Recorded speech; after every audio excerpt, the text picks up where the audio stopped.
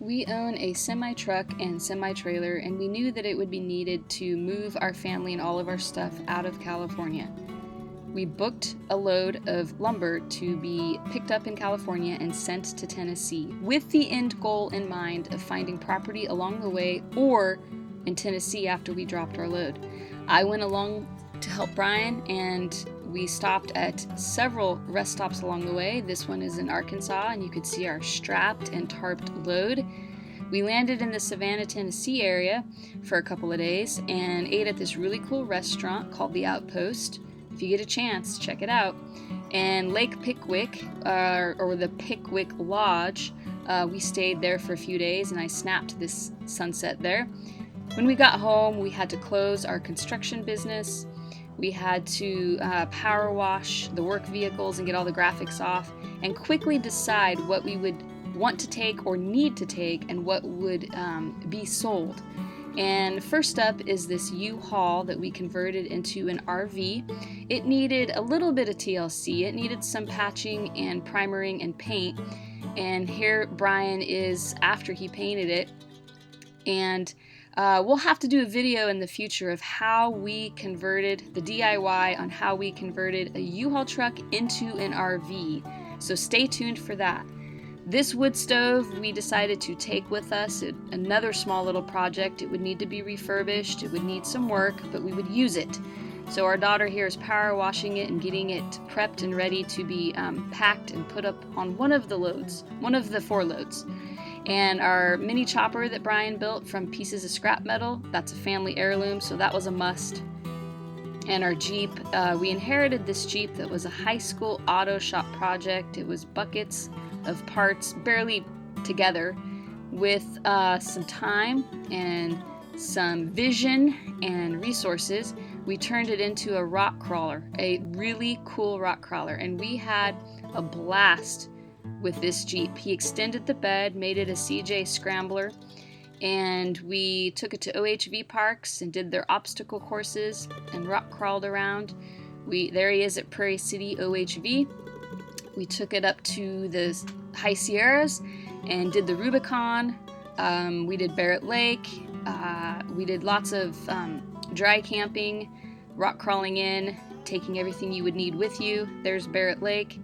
And we even did silly stuff too, like some car crushing. And after all of that, we had to get down to packing our containers. So we had several containers, and some of them were in tight spots, and the only way to get them out was to use these peeler logs and kind of do it Egyptian style, chained to a forklift that had a telescoping arm.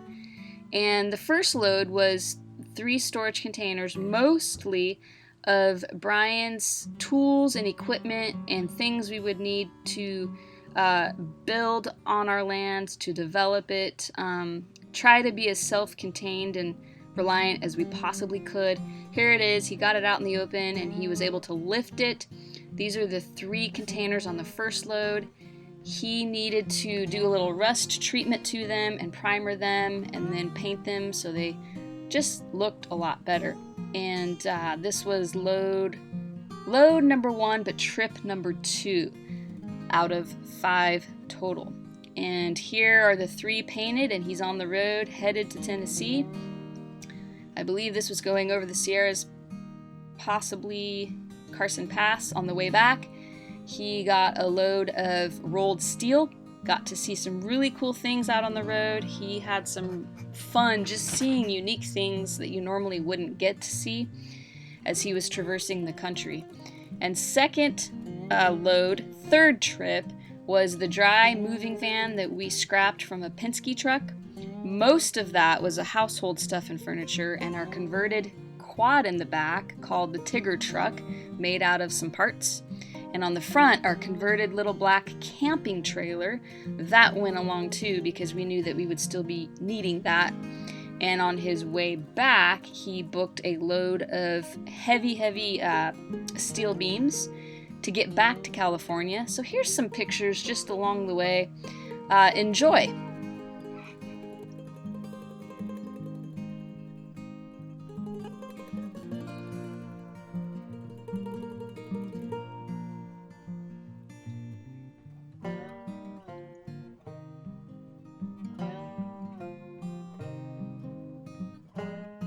So here is load number 4. Our converted U-Haul RV and the Honda Pilot, and then extra vehicles that we had to drive. My parents graciously offered to help drive vehicles across the country. Here we are at an Oklahoma rest stop, and we were really feeling the burn at this point. We were really tired. Landed on our property. This is our first day. We had just gotten there. We were trying to get everything off the trailer. Here's a picture of our property, 11 acres, and we were so excited just to finally arrive. We're driving in the ground rod for our temporary power pole because we were on generator power and would need that, so we did not waste any time. We immediately went to work, seized the day, seized the daylight hours. Brian was only around for 3 days, and then he had to leave again to go back to get the final load. And he had a fun load on the way back. He stopped in Utah, drove right through Arches without us. We were kind of bummed about that, but he got to enjoy it. And once he got back to California, he had to get our tractor, our forklift, and this was the final load. Trip number 5, load number 4, and he managed to bring our feathered friends all the way from California, and they all survived.